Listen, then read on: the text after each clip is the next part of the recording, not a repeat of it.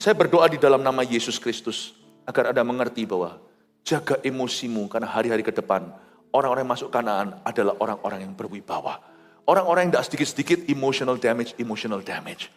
Saya minta Anda jaga hati, karena visi ini jangka panjang sampai turun-temurun nanti. Jaga hatimu dengan segala waspada, karena berkat Tuhan terus mengalir lewat keluarga Anda. Kasih tepuk tangan untuk Tuhan.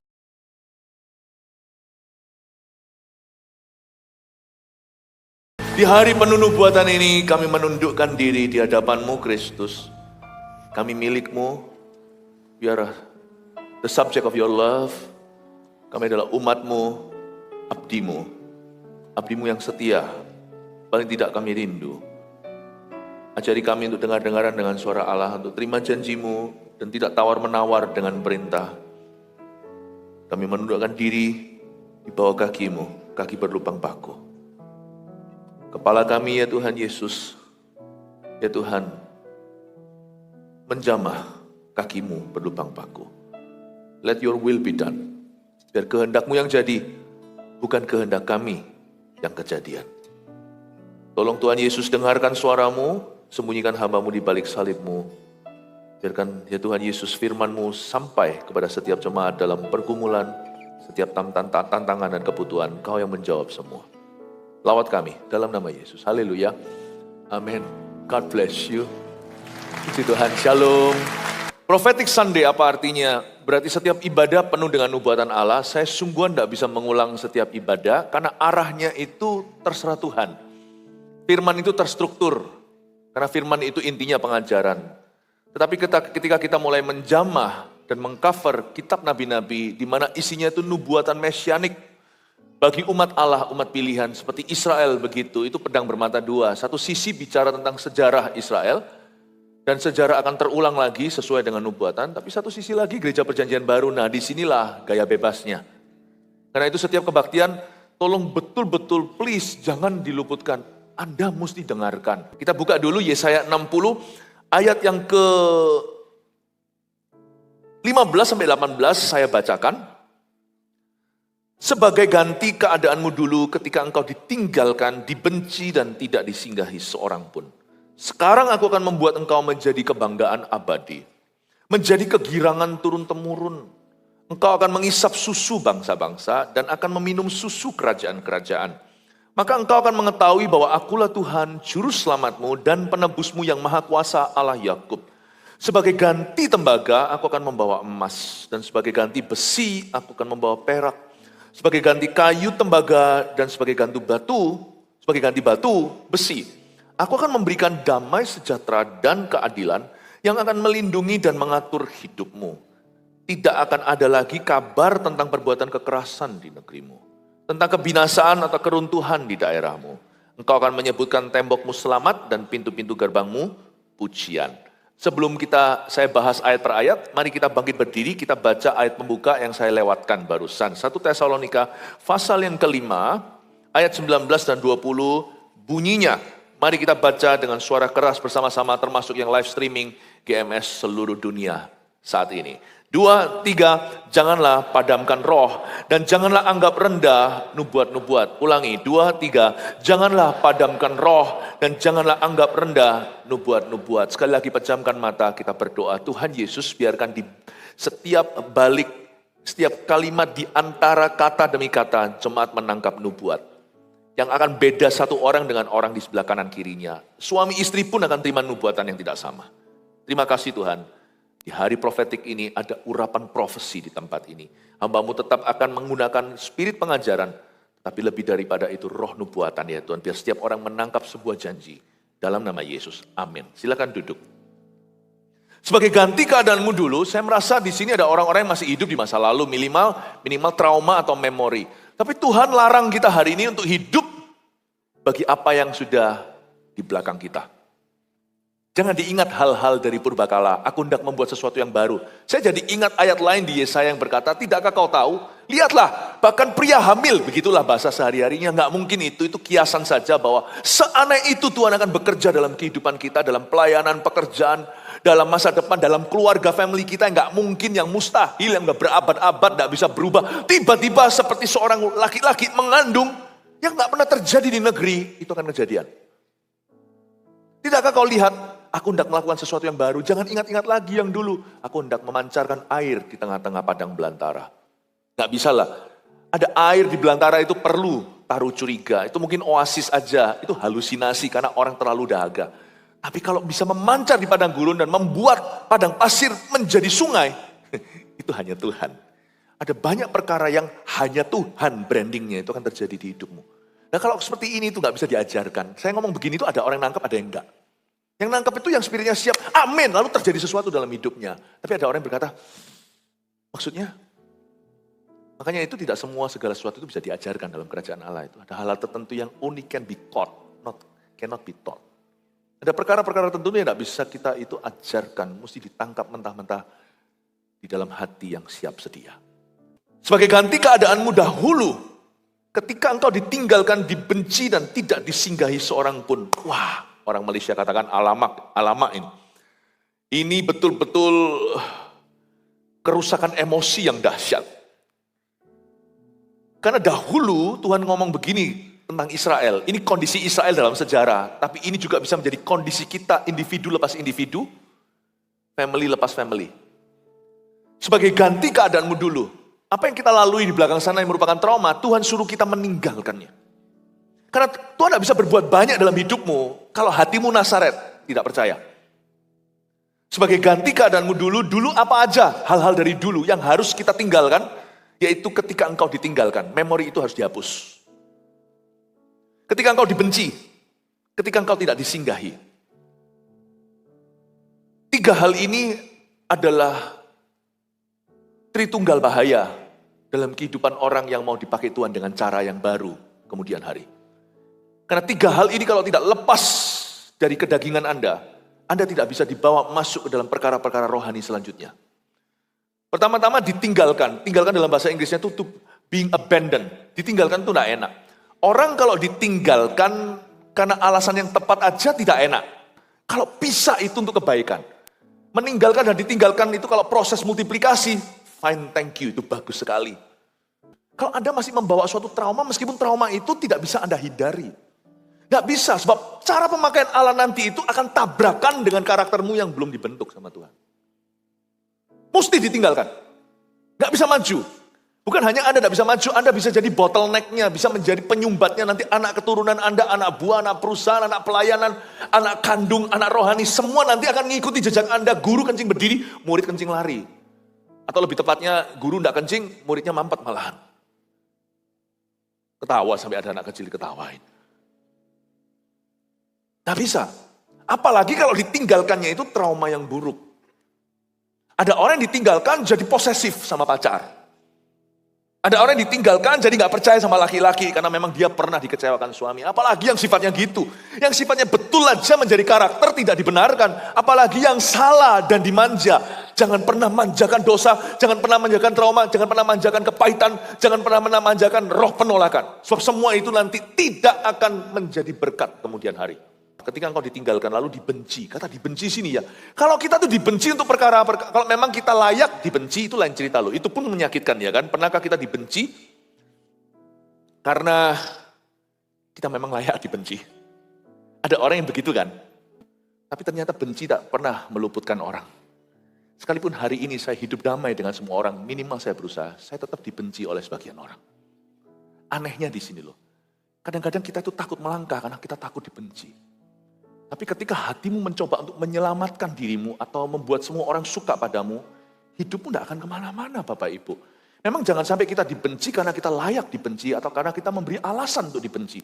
Tapi kadang-kadang kita sudah hidup baik dan benar aja. Menurut kita loh ya, kita sudah berusaha. Sempurna sih enggak, pasti kalau orang dicari celahnya ada. Tapi saya mau hidup dalam kasih pun tetap dibenci. Diam dibenci, baptis dibenci, lo mau gimana? Ngerti maksud saya? Nggak khotbah dibenci. Lah gimana? Diam dibenci, KKR dibenci, KKR kecil dibilang dikutuki, KKR besar dibilang sesat. Lah gimana? What should I do, baby? Dibenci.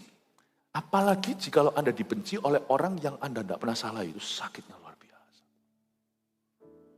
Kalau Anda itu memomong orang itu 20 tahun misalnya, Anda kasih, sayangi, doakan keluarganya. Anda cintai. Waktu mereka jatuh, Anda ada di sana untuk mengangkatnya. Anda tidak minta apa-apa, tapi tiba-tiba sesuatu korsleting terjadi. Itu keluarga bisa benci kesumat. Padahal cuman second hand smoking. Tidak pernah saya salahi.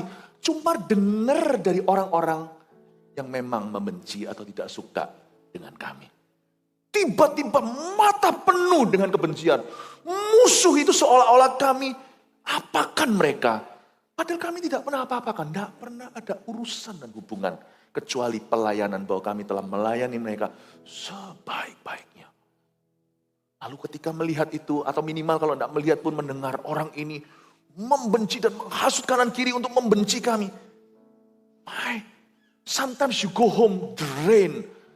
Rasa kayak kosong, seperti bocor semua energi, seperti kering kerontang. Tuhan, aku salah apa? Anda kira Tuhan akan mengasihanmu, memelukmu? Iya sini cup-cup anakku. Enggak. Tuhanku enggak begitu. Ketika kita butuh belas kasihan, dia pasti beri kita belas kasihan. Tapi kadang-kadang yang kita butuhkan bukan belas kasih dari Tuhan. Kadang-kadang Tuhan butuh untuk tegur kita saat kita gitu. Waktu saya lagi datang ke Tuhan dalam kondisi drain. Atau rasa seperti enggak kuat lagi. Aku salah apa sama orang ini? Aku salah apa sama orang itu? Namanya manusia juga punya perasaan, ya kan? Saya berkata, Tuhan, aku juga orang. Aku ini juga punya feeling segalanya. Saya kira Tuhan itu akan memanjakan dan entertain rasa hati saya. Waktu kita curhatkan Tuhan pasti terima. Iya, tapi Tuhan itu penyembuh, jangan lupa. Yang kita kira kita butuh belas kasihan, kadang-kadang kita butuh sama Tuhan ditampar sedikit supaya sadar. Anda ingat gak Elia? Curhat-curhat di gua. Aku gini lah, aku gitulah. Tuhan dengan coolnya. Makanya Allahku itu cool sekali. Orang yang bilang Tuhan itu cupu, Tuhan itu lemah, itu salah. Tuhan itu paling keren. Keren banget. Dia jawabnya dengan tenang. Dan berkata, lu ngapain di sini? Coba baca itu, Elia. Aku gini Tuhan, Tuhan gak tanggapi. Udah balik kerja. Hah? Tunggu. Ini orang mau counseling sama Tuhan. Aku loh Tuhan, ditolak, mau dibunuh, semua nabi mati semuanya. Tuhan bilang, percuma debat sama orang ini. Dia sudah tahu fakta kok. Sudah ada 100 nabi, 50-50 dibagi 2 goa oleh Obadjah. Hambanya Ahab. Ahab, yang istrinya itu loh, Isabel mau bunuh Elia. Tuhan tahulah. Nantilah Tuhan terakhir-terakhir baru reveal, baru memberitahu skor. Sesungguhnya ada 7.000 yang belum mencium kaki Baal. Buat apa ngomong sama hambanya Elia ini kalau dia lagi gak beres ininya. Dan Tuhan cuma berkata, ngapain lu di sini? Buat apa kamu di sini Elia? Masa Tuhan gak tahu? Aku gini, gak dianggap sama Tuhan. Kembali dari tempat itu, urapi Elisa, urapi raja ini, urapi raja itu. Hah? Waktu saya masuk ke hadirat Allah, keluhkan saya dibenci. Tuhan cuma bilang, ngapain kamu di sini? Keluar, kerja. Enak ya? Bukan seperti mama-mama yang datang, iya mama ngerti, aduh cup. Enggak, langsung papa datang. Ngapain di sini? Keluar, kerja. Padahal tadi 2 hari di situ, galau-galau sendiri. Cuma disuruh keluar, kerja. Lalu waktu kerja papa kok gak ngomong apa-apa, gak dianggap sesuatu. Aku anggap itu kekilafan yang berlalu. Kadang-kadang cara mengalahkan, lonely kalau dibenci itu adalah, jangan digubris lah perasaanmu. Gak usah digubris. Orang Kristen terlalu manja sama perasaannya. Perasaannya terlalu menempati center stage dalam hidupnya. Aku lonely, so what? Everyone is lonely. Aku rasa gak mampu, kamu gak sendiri, aku juga merasa gak mampu. Cuman aku melaku. Saya suka sekali bahasa Indonesia melakukan itu, ada bahasa Jawa di dalamnya, melaku.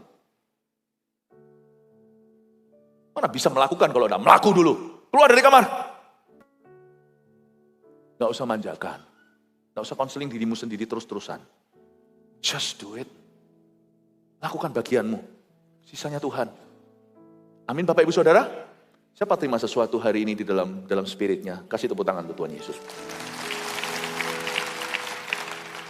Hari-hari ke depan kalau Anda mau kuat, Anda tidak boleh terlalu banyak interview dirimu. Bukan berarti perasaanmu tidak valid.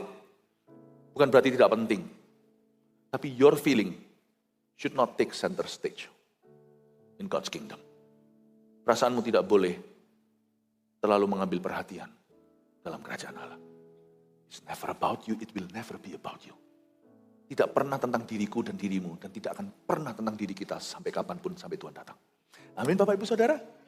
Sebagai ganti keadaanmu dulu, saya berdoa supaya keadaanmu masa lalu tidak mendiktemu hari ini.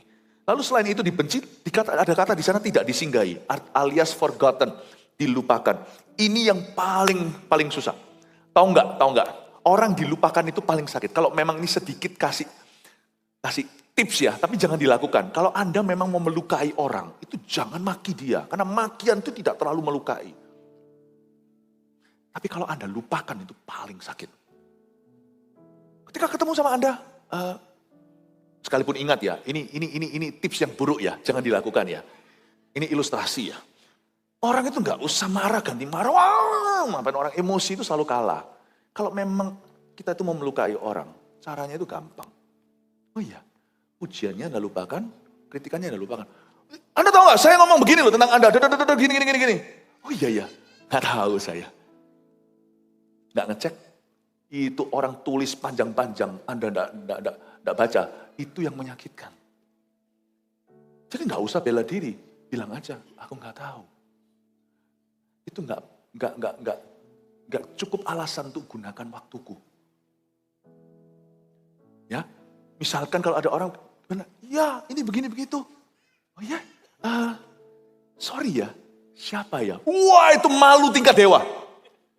Jikalau apalagi di depan banyak umum, orang banyak pada, ingat gak saya ini gini, wah jasanya apalah segalanya. Bahkan saya dulu juga pernah bela you, saya juga dulu pernah juga menjadi musuh gini, wah gini, di banyak orang, ada 10 orang sekeliling sana. Oh iya, sorry, siapa ya? Wah itu langsung seperti sudah meninggikan diri, dianjlokkan.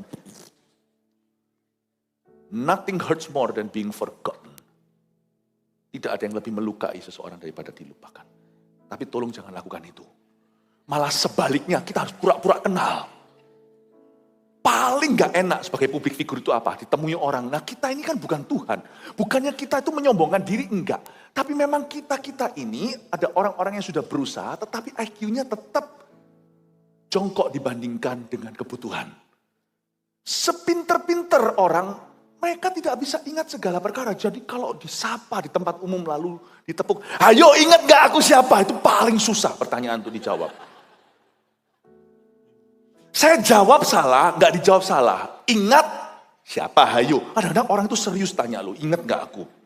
Siapa Hayo? Namanya Hayo. Di Hayo kan gini tuh bisa stres bebas. Jadi please don't do that to us. Pada gembala-gembalamu, karena kita ini bukan Tuhan. Bukan Anda tidak cukup berharga, kami gak cukup pintar. Udah gitu aja saya akui kami yang bodoh. Ya. Tapi kalau semuanya begitu kita jawab gak ingat juga melukai. Jadi gimana caranya? Oh iya, udah iya. Haleluya. God bless you. Menjaga hati orang itu seperti promak, menjaga mahnya. Kita gak perlu jawab, tapi kita peluk dan berkata, aku yang bodoh, kamu yang benar. I love you with all my heart. Kasih aku waktu, aku bisa mengenalmu lebih banyak lagi. Paham maksud saya? Mau lukai orang itu melupakan mereka. Perasaan luka terbakar yang terbesar. Luka bakar hati yang terbesar adalah dilupakan. Sekalipun jika engkau dilupakan oleh orang, jangan jadikan itu trauma hidupmu. Being forgotten. Tuhan kasih saya sebuah hati yang bisa dibawa ke masa depan sama Tuhan. Kalau kita nggak punya hati gitu, nggak bisa dibawa Tuhan ke rencana Allah yang indah berikutnya. Kalau ini digabung jadi tiga jadi satu, tulis ini. Kalau kita itu ditinggalkan, dibenci, dan tidak disinggahi, 3 ini kau gabung jadi satu, keluarnya gini, audio visualnya ya. Emotional damage. Ditinggalkan, lalu dibenci, terus dilupakan alias tidak disinggahi. Apalagi kalau nggak emotional damage. But if your emotion could be damaged this way, you're not worthy of Christ. Kalau emosimu bisa dirusak dengan cara demikian, Anda nggak layak bagi Kristus dan kerajaannya. Waduh, Pastor Philip ini standarnya tinggi. Yes, mau ikut gereja ini pemuritan soalnya. Siapa bilang Anda akan jadi jemaat? Di sini Anda harus jadi murid. Murid tak boleh jauh dari gurunya. Kalau ini adalah sebuah ketentaraan sorga, saya bicara sebagai jenderal mewakili Panglima Bala Tentara. Semua Anda harus jadi perwira, tidak menjadi prajurit biasa. Saya ajarkan kepada Anda, kalau 3 hal ini can damage your emotion. can damage you emotionally. You're not worthy of the kingdom of Christ. Karena nanti ke depan yang dibawa sama Kristus untuk bisa masuk ke Kanaan dan betul-betul masing-masing memperoleh suatu kemuliaan adalah orang-orang yang minumnya tidak seperti pasukan Gideon yang langsung sorong lidah bibirnya ke air di depannya seperti anjing menjilat. Tapi orang yang punya wibawa Kristus meminumnya begini sambil melihat dengan waspada demi peperangan Allah. I'm teaching you the skill of a disciple, the skill of a leader, the ability of a general. Saya berdoa di dalam nama Yesus Kristus agar Anda mengerti bahwa jaga emosimu karena hari-hari ke depan orang-orang yang masuk Kanaan adalah orang-orang yang berwibawa.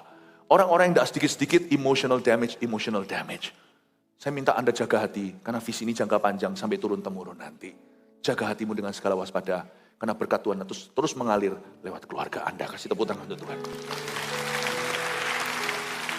Sekarang aku akan membuat engkau menjadi kebanggaan abadi 15b. Menjadi kegirangan turun-temurun.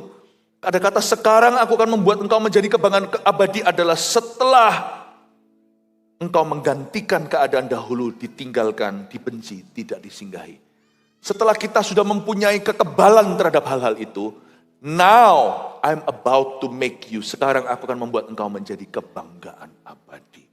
Kata kebanggaan abadi di situ adalah glory. I will show you personal glory. Aku akan menunjukkan kepadamu kemuliaan daripada yang datangnya dari aku. Kebanggaan abadi di sini juga menjelaskan pada kita sebuah kebenaran yang luar biasa bahwa masa lalu kita itu sepanjang apapun kita telah hidup, selama apapun kita ini telah hidup, setua apapun usia kita, masa lalu kita itu tergolong sementara. Karena masa lalu kita bertambahnya perlahan-lahan setiap tahun, ulang tahun tambah satu.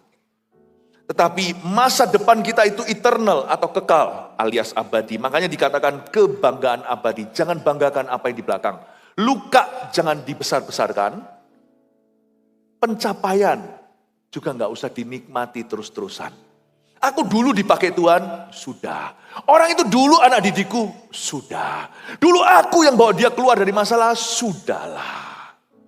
Sebab kalau kita tidak bisa lepaskan glory masa lalu, tidak ada glory abadi dalam hidupmu.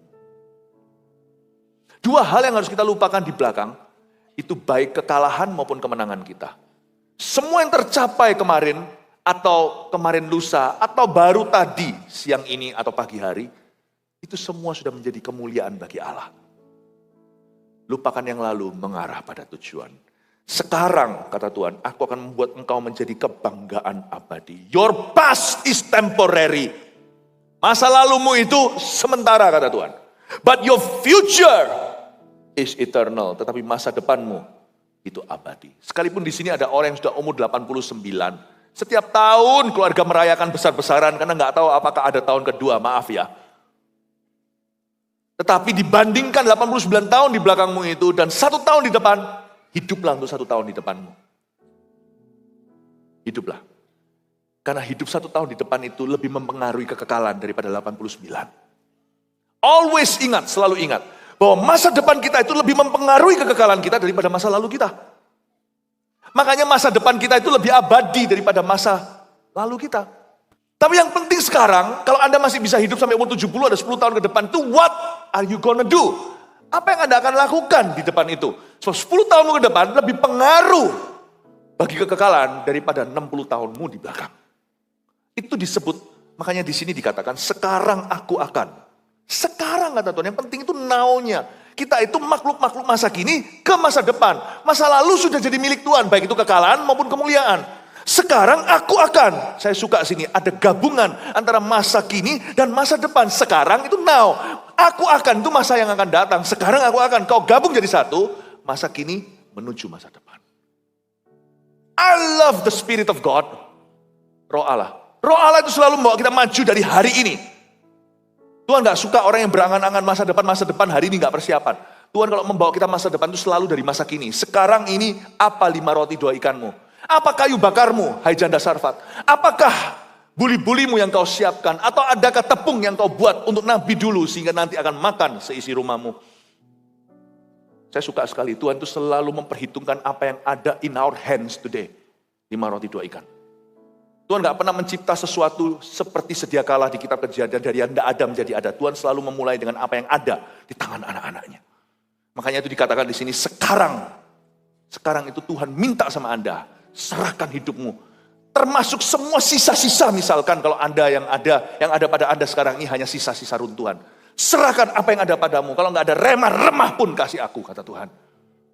Tapi kalau orang punya 5.000 roti dan 5.000 ikan, serahkan juga. Aduhai, luar biasa pemakaian Allah. Petrus dipakai oleh Tuhan melalui kelemahan. Petrus itu apa? Dia hanya Kefas. Dia hanya bulu yang gampang ditiup kiri kanan. Tapi Paulus menyerahkan pada Yesus. Memang dia pemberontak, dia pembunuh. Tapi waktu dia ditemukan oleh Tuhan, dia banyak kelebihan diserahkan pada Tuhan. Kewarganegaraan Italinya, kemampuannya untuk multi bahasa. Bisa bahasa Yunani, bisa bahasa Aramaik, bisa bahasa Ibrani. Ibraninya itu kerama Inggil. Dia bisa juga bahasa-bahasa Yunani, bahasa Itali, pasti bisa. Karena dia warga negara Roma. Diserahkan ke Tuhan, langsung jadi rasul bangsa-bangsa. Kolose ada gereja, Filipi, Efesus ada gereja. Sampai Spanyol dia berkata di kitab Roma, sebelum nanti aku pergi ke Spanyol, aku mau lewati kamu di Itali. Petrus hanya keliling seputar Yahudi di luar negeri. Paulus kepada orang-orang nasionalitas lainnya. Kalau Anda punya remah-remah, serahkan ke Tuhan. Tapi kalau Anda punya pabrik roti, serahkan ke tangan Tuhan. Nanti Anda akan lihat. Kalau Anda punya 5 roti 2 ikan, serahkan, itu bisa memberi 5.000 orang makan. Tapi kalau Anda punya 5.000 roti, amanat agung akan selesai di tanganmu. Jangan pernah lihat apa yang kau miliki sekarang. Tapi serahkan ke Tuhan. Coba lihat apa yang bisa Anda miliki kemudian. Atau apa yang orang lain bisa miliki gara-gara Anda serahkan ke Tuhan. Sekarang aku akan powerful, lompat ke saya. Sekarang aku akan membuat engkau menjadi kebanggaan abadi. Tahunmu ke depan itu, puji Tuhan untuk yang muda. Masih umur 20, kalau Anda masih bisa hidup sampai umur 80, jaga kesehatan. Kalau Tuhan memberi berkat, bisa hidup lama atau hidup panjang. Wow, bukan hanya memang masa depan Anda itu selalu lebih lama dari masa lalu, tapi beneran, sungguhan, masa depanmu memang masih jauh. Jangan sia-siakan, hai anak muda yang umur 20, 25, 30. Kalau Anda bisa hidup sampai umur 80, berarti masih bongkahan besar, lebih besar hidupmu itu masih di belahan kedua, semester 2-nya. Wow, ayat ini jauh lebih realistis dalam hidupmu. Bahwa sekarang aku akan membuat engkau menjadi kebanggaan abadi. Jangan buang hidupmu sekarang gara-gara seks bebas. Jangan buang hidupmu dengan malas-malas. Jangan buang hidupmu dengan gadget dan terus game-gamean. Siapkan dirimu, Tuhan mau membuatmu menjadi kebanggaan abadi. Jangan pacaran sembarangan. Buang-buang waktu, buang-buang money. Engkau menjadi kebanggaan abadi, menjadi kegirangan turun-temurun. Pesan Tuhan untuk kita. Ayat 16, engkau akan mengisap susu bangsa-bangsa. Dan akan meminum susu kerajaan-kerajaan. Maka engkau akan mengetahui bahwa akulah Tuhan juru selamatmu. Dan penebusmu yang maha kuasa, Allah Yakub. Kenapa kok enggak langsung aja? Kenapa kok enggak langsung aja memerintah atas bangsa-bangsa? Kan ada ayatnya. Tapi Tuhan itu merayakan setiap baby step kita. Setiap crawling stage atau setiap level-level merangkak. Jangan pernah nilai hidupmu sekarang dari apa yang kelihatan. Karena mungkin sekarang berkat Tuhan masih menetes-netes. Orang yang mengisap susu bangsa-bangsa, kalau seorang ibu itu memberi ASI, itu bayi minum dari tetesannya. Sederas-deras tidak mungkin seperti orang menuangkan susu langsung ke gelas dari botol susunya.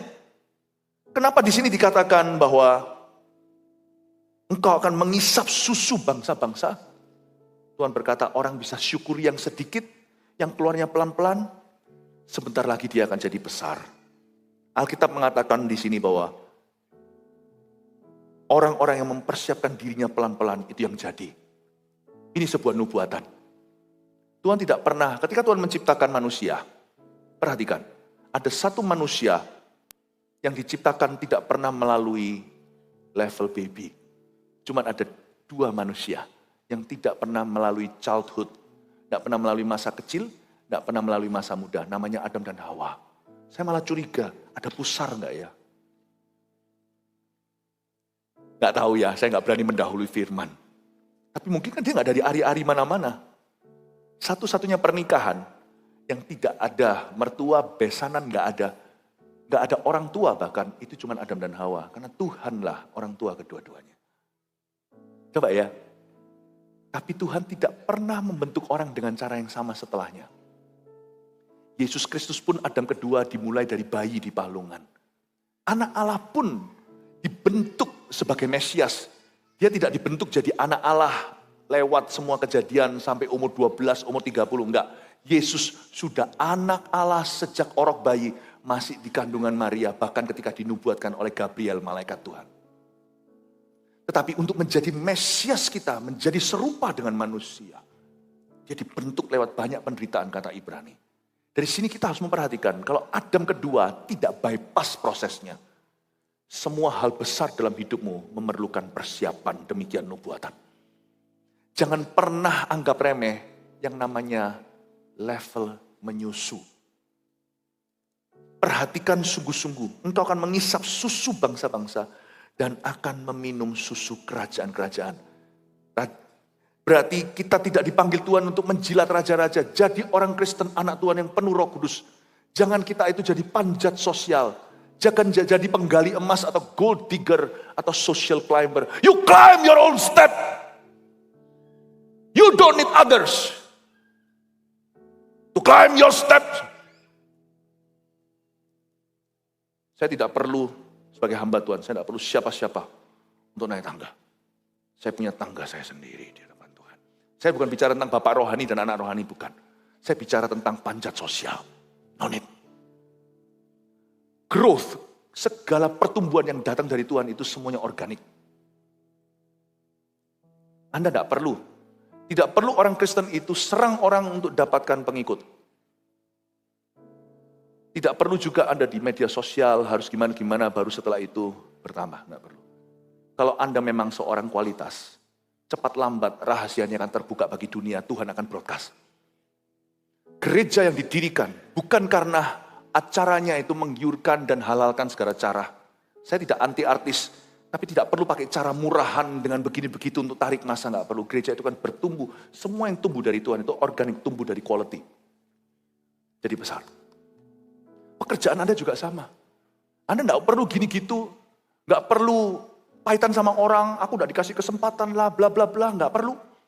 Kalau Anda memperbaiki produkmu, servismu, Anda memperbaiki dan riset sendiri dan dengan banyak doa, pasti bertumbuh. Karena Tuhan selalu memberkati stage, masa-masa kita menyusu. Karena Alkitab mengatakan dengan jelas di Amsal 22 ayat 29, nggak usah dibuka.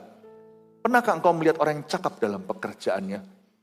Di hadapan raja-raja ia akan berdiri, bukan di hadapan orang-orang biasa atau bahkan orang-orang yang hina.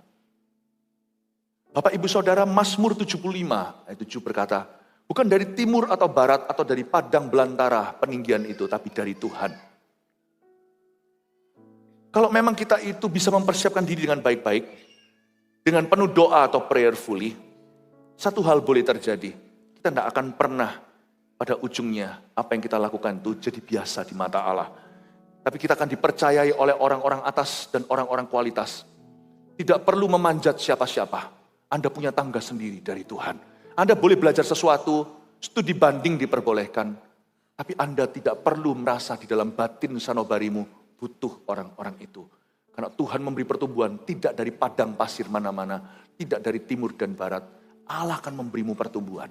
Tugas kita adalah menyusulah dengan baik dan benar. Menyusu di sini ada punya beberapa arti. Yang pertama tentunya adalah menyusu firman. Perhatikan bagaimana Anda bertumbuh dalam firman, dalam hidupmu dan di dalam gereja. Menyusu di sini juga adalah masa-masa persiapan. Jangan remehkan anak-anak muda masa-masa sekolah. Masa-masa sekolah. Lebih banyak orang tua itu perhatikan susunya merek apa. Nah itu kesalahan besar. Mereka memperhatikan terlalu cerewet, terlalu jeli, terlalu selektif susu akademisnya. Aduh, saya itu dulu sekolah di Singapura. Teman-teman saya itu bangganya, aku sekolah di mana, aku Raffles, aku di mana, aku itu. Wah, padahal lo terus terang, kalau Anda kerja,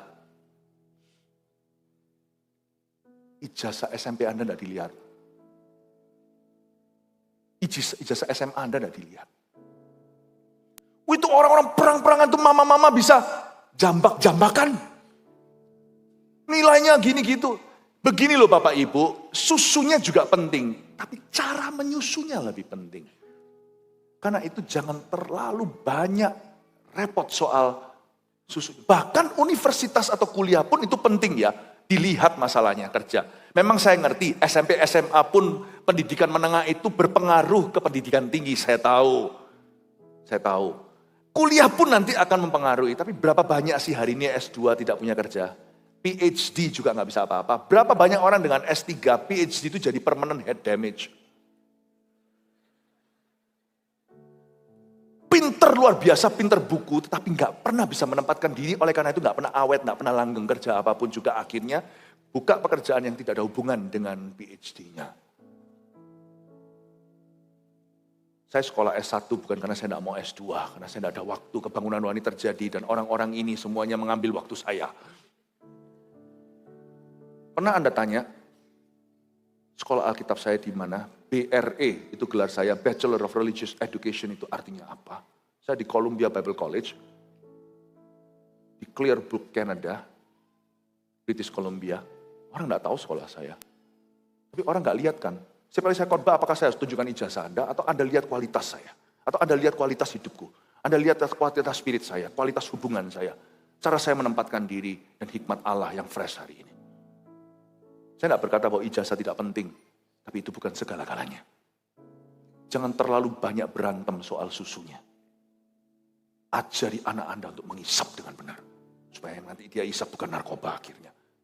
PhD memang, pintar, kaya. Tapi narkoba, pernikahannya hancur, anaknya nggak jadi. Dari sini kita tahu bos, preparation stage atau masa-masa persiapan itu sangat penting. Karena itu saya tidak pernah terpukau sebagai gembala sidang dengan jemaat yang berkarisma. Tapi jemaat yang mau memuridkan dirinya dan menganakkan dirinya. Itu yang memukau kami. Cara kau mengisap mempengaruhi cara Tuhan memakaimu kemudian hari. How you suck the milk. Itulah sebabnya. Mungkin ada orang tua yang sangat bangga sama anaknya. Saya pernah lihat pada waktu suatu hari berada di timpak atau sebuah itu anak pintar. Dan biasanya kayak gitu tuh banyak mama Asia. Anaknya itu pintar, mungkin sudah dijanjikan mamanya ke Disneyland atau apa. Ya nggak selalu harus ke Disneyland, nggak sebagus itu sih terus terang. Enak di gereja, karena sukacitanya asli. Kalau di situ dalam Miki, tapi dalam hatinya orang di dalam Miki-Mikian itu dalamnya nangis siapa tahu. Tapi pada waktu saya berada di sana, saya melihat ada satu orang itu yang melanggar orang lain. Serobot alias menyerobot. Dan itu disuruh mamanya tahu nggak. Dan kelihatan anak itu anak pintar, kelihatan lah ya dia bukan orang Indonesia, orang Asia, kacamatanya semuanya. Mungkin sudah dijanjikan kalau kamu dapat A+, kamu bisa ke Disneyland atau apa. Tapi mamanya suruh dia nggak apa-apa, berantem mamanya sama orang di belakangnya sama-sama orang Asia. Anakku dulu. Itu anaknya lihat, mamaku menang. Memang pintar dia, mungkin suatu hari lulus Harvard, tapi dia sudah ngerti bahwa serobot orang itu oke. Susunya bagus, mengisapnya jelek. Mau jadiin apa tuh anak? Pinter di sini, bobrok di sana. Don't worry lah, yang penting cara ngisapnya. Kita ajari. Kalau kita bisa mengisap kerajaan. Kalau kita bisa mengisap bangsa-bangsa, susu bangsa-bangsa. Nah orang yang gitu nanti akan menjadi orang yang kalibernya beda. Didiklah anak-anakmu dengan sungguh-sungguh. Didiklah anak-anakmu lewat didikan gereja. Dan jadikan mereka orang-orang yang dipersiapkan Tuhan suatu hari di masa depan menjadi gagah perkasa. Cepat aja ya, udah mau selesai nih. Ayat 17. Sebagai ganti tembaga aku akan membawa emas. Dan sebagai ganti besi aku akan membawa perak. Sebagai ganti kayu tembaga dan sebagai ganti batu besi. Ini kalau kita baca ayat 17a ini maksudnya apa? Kita biasanya lalu aja. Saya coba rumuskan, saya ini orang iseng. Kalau saya sudah berada 7 jam dalam hadirat Allah dalam satu firman ya, pasti saya akan telusuri maksudnya apa. Sebagai ganti tembaga aku akan membawa emas. Tembaga langsung diganti emas. Siapa nggak mau? Kalau tiba-tiba di sini ada money changer. Bukan money changer lah. Ada toko apa itu biasanya? Toko rombeng ya. Apa? Kita bawa koran segini banyaknya, kita kasih, kita tukar uang gitu ya. Nah kalau di sini dibuka, ditulis di pelangnya di depan, bawa tembaga, kami ganti emas. Siapa nggak mau? Sebagai ganti tembaga aku akan membawa emas. Luar biasa ya. Sebagai ganti besi, aku akan membawa perak. Sebagai ganti kayu tembaga, sebagai ganti batu besi. Saya melihat di sini ada bukan double standar, tapi ada multiple standar. Gak ada standar. Dengan kata lain gak ada standar. Upgrade dari Allah tidak dikontrol Anda. Tuhan tidak suka dikontrol manusia, karena Tuhan itu daulat. Kalau kita baca ayat 17a, saya bisa mengerti bahwa Tuhan tidak bisa kita manipulasi. Coba lihat, yang pasti ada satu hal yang tidak akan berubah dari dirinya. Dia itu maha murah hati, dan dia itu baik hati. Kita lihat ya, orang bawa tembaga diganti emas. Langsung dilanjutkan dengan orang bawa besi. Apalagi kalau besi harganya lagi naik. Dibawa, dia pasti dapat platinum. Dulu platinum harganya lebih tinggi dari emas per gram. Dia ganti pakai besi, wah tembaga ganti emas, aku bawa besi dikasih perak. Pernahkah Anda merasa, orang itu kok dapatnya lebih banyak dari Anda, sedangkan Anda lebih layak? Ayo. Dia cuma kasih tembaga diganti emas murni. Aku mati-matian melayani dapat perak. Gak boleh gitu ikut Tuhan. Makanya banyak orang itu gak bisa lepas dari masa lalunya, karena dia itu gak terimaan di masa kini. Dan masa depannya cepat lambat akan jadi masa lalu yang trauma juga. Hitung-hitungan sih sama Tuhan. Ingat ya, low grade-nya dari Tuhan tetap adalah upgrade yang tidak layak kau terima. Anda tidak bisa bandingkan orang lain bawa tembaga dapat emas, kok Anda bawa besi dapat perak. Kan harusnya kalau aku dapat bawa besi, kan aku dapat platinum. Aku dapat emas yang kadarnya lebih tinggi kayak atau gimana? Enggak. Tidak boleh bandingkan berkat orang dengan orang lain. Berkat Anda, jangan lakukan itu. Lalu nanti lihat lagi, dan sebagai ganti kayu, tembaga. Nah ini kalau dilanjutkan, ganti kayu tembaga, ini orang kan maunya enak. Awalnya dia tulus, dia bawa kayu untuk Tuhan Yesus, diganti tembaga. Wah, siapa sangka Simon dari Kirene itu angkatkan salib Yesus. Keturunannya itu adalah bapak-bapak iman. Luar biasa kalau Anda baca Alexander, Rufus, itu semuanya adalah bapak-bapak sejarah, tidak ditulis di Alkitab, kecuali namanya disinggung di surat Paulus. Itu dalam sejarah gereja menjadi orang-orang gede. Sejarah gereja. Cuman gara-gara papanya angkatkan kayu Yesus Kristus, itu pun terpaksa diseret tentara Roma. Dikasih tembaga. Bisa nggak kita manipulasi? Kalau gitu, tak angkatin aja kayunya Yesus. Aku ngasih perpuluhan nanti dikembalikan satu kali ganda. Nggak boleh gitu sama Tuhan. Tuhan paling nggak suka orang begitu. Nah misalkan orang yang bawa kayu ini ganti tembaga, tapi di ayat sebelumnya kan ada orang bawa tembaga ganti emas. Kalau saya jadi dia dan punya pikiran bisnis, saya kasih kayu ganti tembaga. Enggak, saya bawa pulang tembaganya. Permisi Pak, boleh enggak sekarang tembaganya saya upgrade jadi emas? Enggak bisa. Kalau Anda begitu sama Tuhan, kayumu dikasih Tuhan tembaga kau kasih Tuhan. Mungkin Tuhan berkata terima kasih ya, pulanglah ke rumah. Enggak ada kembalinya. Tuhan enggak suka dimanipulasi. Dan Tuhan bukan bisnis. Itulah saya sebabnya, sama Tuhan jangan pernah perhitungan. Sebab kalau kita perhitungan sama Tuhan, akan kalah. Tuhan buka buku, kita semua berutang budi sama dia. Neraka bagian kita, jangankan tembaga. Jangan pernah gitu sama Tuhan. Supaya Anda bisa bebas dari masa lalu, masa depanmu bisa plong hati. Dan sebagai ganti batu, dikasih besi. Saya nggak ngerti, saya baca ayat 17a, saya berkata, I give up. Aku tidak pernah bisa menemukan rumusmu Tuhan. Saya hanya berkata, Tuhan, seperti Maria, terjadilah padaku sesuai kehendakmu, aku kan cuma hamba-Mu. Kalau sama Tuhan begitu, nanti apapun yang kau bawa, saya kasih bocoran, mungkin diganti emas sama Tuhan semuanya. Karena Tuhan paling suka hati yang emas murni. Aku akan memberikan damai sejahtera dan keadilan yang akan melindungi dan mengatur hidupmu. Dengan ini saya selesai. Tuliskan baik-baik ya, satu ayat aja saya nggak akan bahas ayat 18 karena tidak ada waktu. Aku akan memberikan damai sejahtera dan keadilan. Tulis damai sejahtera itu adalah hubunganmu dengan Allah, sedangkan keadilan adalah hubunganmu dengan sesama manusia. Ini sebagai tuntunan hidup Anda ke depan. Apapun masa belakangmu, nggak relevan. Apapun masa lalumu tidak berlaku. Yang penting pegang dua prinsip ini, Anda aman di tangan Tuhan. Apapun terjadi, musibah pun akan jadi berkat dalam kehidupanmu. Lihat ya, satu, damai sejahtera. Dua, keadilan. Yang akan melindungi dan mengatur hidupmu. Apa yang melindungimu, itu yang mengatur hidupmu. Ketika Anda datang ke hadirat Allah, berbeban berat, diangkat sama Tuhan karena kasih dan firman, Tuhan pakai materi yang sama akan mengatur hidupmu dalam kemenangan. Jadi jangan pernah remehkan ketika Anda dijamah Tuhan dalam hadiratnya. Karena bahan yang sama itu Tuhan pakai untuk menuntunmu pada keajaibanmu kemudian hari. Jangan berkata, emangnya kalau aku dijamah, memangnya bisa terjadi apa? Memangnya tiba-tiba hutangku lenyap. Jangan fasik lidah. Jangan fasik lidah. Dengan hal yang sama yang menjamahmu itu, hal itu nanti keluar hikmat Tuhan. Dari singa yang mati itu keluar madu dari tangan Simson. Dari hal yang sama itu yang menjamahmu, seolah-olah duniamu tidak berubah, tapi hatimu berubah. Hal yang sama itu nanti akan keluar madu, akan keluar hikmat-hikmatmu yang akan menyelamatkan bisnismu kemudian hari. Hal yang melindungimu, itu juga yang akan mengatur hidupmu. Ada dua hal ini saya rangkum jadi dua kategori. Satu, damai sejahtera, hubunganmu dengan Allah. Jaga hubunganmu dengan Kristus. Itu saja tugasmu. Hai manusia, cuman satu tugas Anda sampai mati.